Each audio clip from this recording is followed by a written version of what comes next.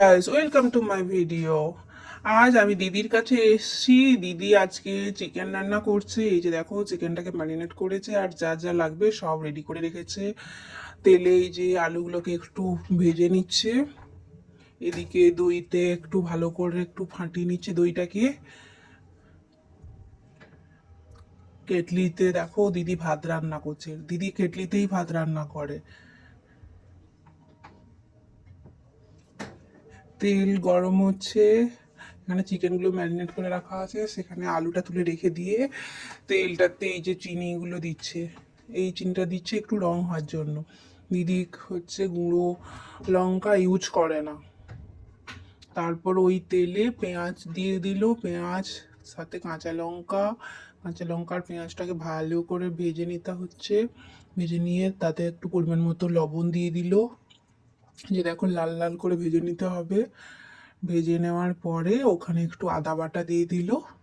দিদি অ্যাকচুয়ালি এখানে বাটার মতো কিছু নেই, ওই যে শশা কুড়া হয় না, ওই কোড়াগুলোতে একটু আদাটাকে কুড়ে নিয়েছে। আদা কোড়াটাও ভালো করে এখানে ভেজে নিয়ে তারপর একটু রসুন দিয়ে দিল। এই যে দেখছি রসুনটা অমনি কুড়ে নিয়েছিল। রসুন কোড়া দেওয়ার পরে ভালো করে সেটা আবার ভেজে নিচ্ছে। ভেজে নিতে নেওয়ার পরে সেখানে দিচ্ছে এখন, এই দেখো হলুদ দিচ্ছে।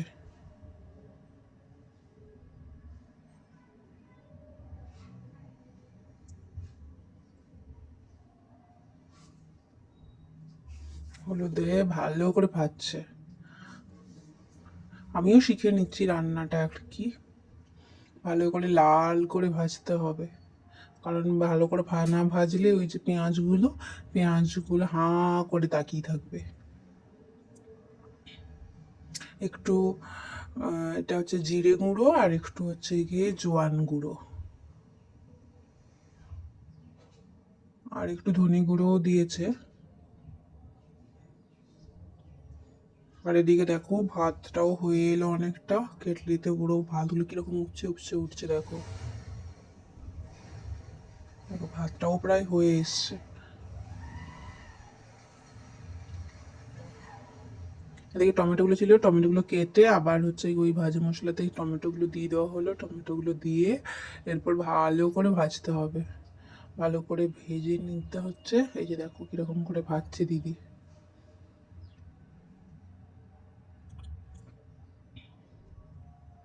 ভালো করে ভাজতে হবে যতক্ষণ না টমেটোগুলো গলে যাচ্ছে। টমেটোগুলো গলে সেখান থেকে আবার তেল যখন ছাড়বে ততক্ষণ পর্যন্ত ভালো করে ভাজতে হবে। দেখেছো, এই যে ভালো করে দিদি ভাজছে। আর আমার তো শুধু মনে হচ্ছে কখন খাবো কখন খাবো। তারপর দেখো দিদি একটু গ্যাসের ফ্লেমটা লো করে ওই ফেটানো যে দইটা ছিল ওই ফাটানো দইটা দিয়ে দিল। দইটা দিয়ে ভালো করে হচ্ছে গিয়ে একদম মিক্সড করে নিচ্ছে। ভালো করে যদি মিক্স না করা হয় না, তাহলে দানা দানা দানা দানা থেকে যায়। তার জন্য দিদি বলছে ভালো করে এটা মিক্সড করতে হবে। মিক্সড করার পরে এই যে দেখো দিদি আবার ফ্লেমটাকে হাই ফ্লেমে নিচ্ছে। তারপর ভালো করে এটা আবার কষিয়ে নিতে হবে।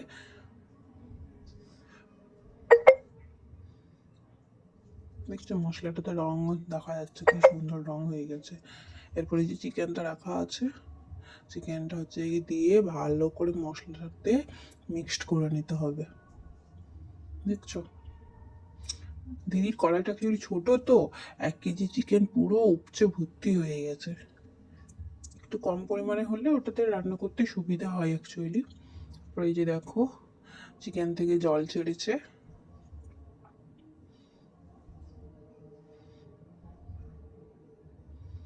তারপর ভালো করে এটাকে এখন কষিয়ে নিতে হবে যতক্ষণ পর্যন্ত জলটা মরে যাচ্ছে। জল মরে যাওয়া পর্যন্ত ভালো করে একেবারে কষিয়ে নিতে হবে। ভালো করে কষানোর পরে একটু গরম জল দিয়ে দিয়েছে, একটু ঝোল ঝোল করে খাওয়া হবে বলে। আর এদিকে একটু দিদি হচ্ছে কি কষা মাংস আমাদের জন্য তুলেও রেখেছিল। এই যে দেখো কষা মাংসটা একটু তুলেও রেখেছিল। তারপর ভাতও হয়ে গেছে দেখতে পাচ্ছ। এরপর আমি খেতেও বসে গেছি। আজকে দিদি বেশি কিছু আইটেম করতে পারেনি, মাংস ভাত আর পাঁপড় ভাজা। ওকে গাইজ, বাই, দেখা হবে পরের ভিডিও। টাটা।